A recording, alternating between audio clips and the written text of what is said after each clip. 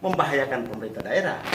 Satu orang Wakatobi selama ini kan merantau ke Singapura, merantau ke Batam, karena ada Badan Otorita Batam. Singapura itu karena ekonominya maju. Sekarang Singapura atau Batam datang ke Wakatobi, kenapa mereka menolak? Itu kan lucu sebetulnya. Dan ini pendapat masyarakat Wakatobi. Ini bayangkan 20,5 triliun anggaran pembangunan diarahkan ke Wakatobi. Tidak. Ya, ini yang sebetulnya harus dipahami bahwa masyarakat Wakatobi itu bersyukur bahwa pemerintah Republik Indonesia memilih Wakatobi salah satu dari 10 pengembangan kawasan baru seperti Bali. Supaya apa? Supaya di sana ada lapangan kerja. Supaya apa? Di sana ada investasi. Supaya apa? Supaya petani, nelayan, pedagang, jual warungan, apa semua laku dengan nilai tinggi. Tapi kalau sekarang apa yang bisa kita harap dengan APBD 500 miliar plus minus? Itu sudah gaji sudah hampir 300 miliar, tinggal 200. Ini kurang lebih 20,5 triliun selama 4 tahun. Ini investasi namanya. Tercipta, ini tercipta nanti akan tercipta persaingan. Yang namanya kemajuan harus tercipta persaingan. Jadi memang saya mengerti. Kalau banyak yang tidak setuju atau menolak, sebetulnya tidak menolak, mestinya mempertanyakan apa dia sebetulnya. Bagaimana kita satukan pemahaman. Turun ke jalan itu kan sebetulnya dimensi politik aja. Kalau saya salah seorang yang melakukan pendekatan kesejahteraan, mestinya barang ini tidak di jalan, kita selesaikan di atas meja. Kalau ada hal-hal yang pemerintah pusat tidak setuju dengan apa yang kita inginkan karena memang merugikan negara, merugikan daerah, ayo kita tolak. Apa kita perbaiki, kita demo. Tapi jangan menolak dong. Kalau menolak kan tidak ada dasarnya. Pemerintah Indonesia dengan pemerintah daerah kan satu. Kira-kira begitu. Ya. Pak, dana 20 triliun itu untuk apa itu, Pak? Dana 20 triliun itu pertama ya, untuk membuat museum-museum. Ya, untuk membuat pelabuhan-pelabuhan. Untuk membuat taman-taman. Infrastruktur. Untuk membuat jalanan-jalanan. Untuk membuat kawasan-kawasan pusat-pusat studi. Kawasan-kawasan yang berkaitan dengan MICE namanya, Meeting Incentive Convention Exhibition. Fasilitas-fasilitas yang namanya pertemuan-pertemuan nasional internasional, yang namanya pameran-pameran. Satu kali pertemuan internasional, satu kali pameran. Yang kemarin di Jeju itu kan kurang lebih sekitar 10.000 orang. Ya, kalau 10.000 orang satu kali datang kan itu gila itu. Kontribusinya kepada pembangunan ekonomi. Jadi salah satu cara untuk mengangkat masyarakat kecil, terutama dalam ekonominya, datangkan orang untuk membeli produk. Itu. Nah, salah satu BOP ini adalah bagaimana mendorong jumlah kunjungan ke Wakatobi itu meningkat supaya ekonomi masyarakat Wakatobi lebih baik. Itu. Gimana tadi?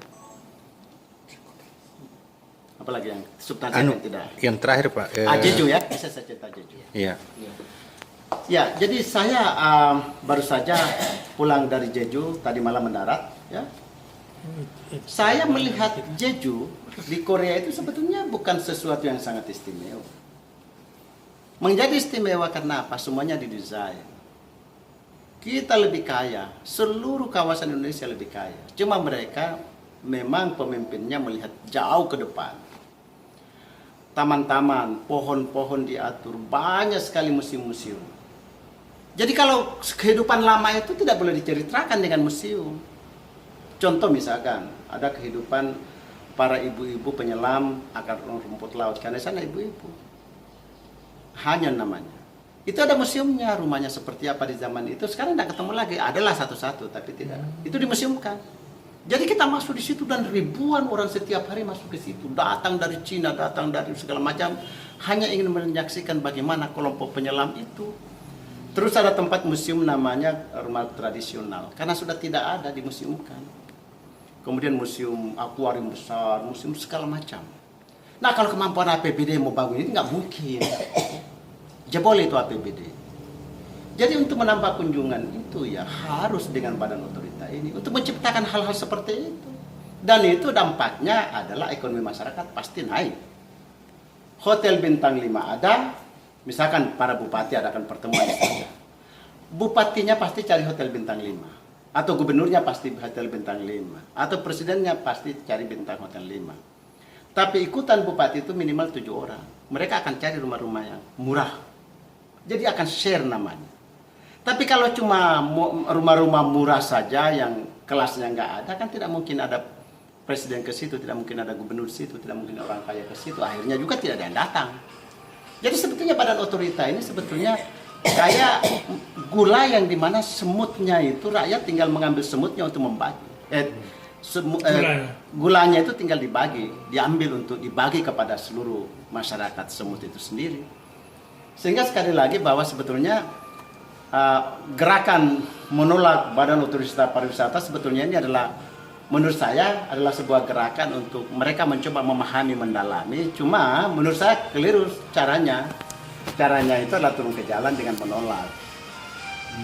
Ya, kalau mau di sini salurkan you punya ide di sini dan ini di atas meja kita selesaikan. Itu kira-kira. Pak Bupati, itu kan salah satu kekhawatirannya nelayan sebetulnya ruang geraknya yang semakin sempit. Ruang gerak apa? Ruang untuk mencari Justru dengan adanya badan otorita, maka nelayan akan semakin lebar dan semakin harga ikannya naik. Ini kan dipolitisir aja. Iya.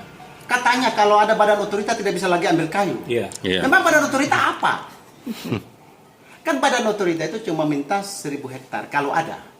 Itu ada nggak? Kalau cuma 10 hektar ya 10 hektar. Kenapa sih dipersoalkan? Ini kan seolah-olah kewenangan bupati diambil alih. Ini enggak benar ini. Karena tidak ada kewenangan diambil alih. Yang ada itu adalah kewenangan untuk mempermudah perizinan. Kalau itu ada APBN memang daerah harus melepas tanahnya. Misalkan pemerintah pusat mau bangun jalan, ya daerah harus siapkan dong. Mau bangun taman, ya siapkan dong. Masa taman satu Wakatobi? Terus laut diapakan nelayan? Kenapa sampai nelayan takut? Diapakan nelayan? Dan justru Anda menangkap ikan karena banyak yang datang, laku ikan Anda. Terus petani nelayan, kan kebun Anda tidak diambil alih. Makanya saya bilang sama bupati terpilih, sungguh mati kalau saya masih jadi bupati. Saya anggarkan tahun ini 200 miliar beli tanah untuk tanah-tanah itu. Untuk kita lepas ke pemerintah pusat supaya dia datang investasi di situ. Ya kan? Sebetulnya tidak ada apa-apanya. Ini hanya dipersoalkan.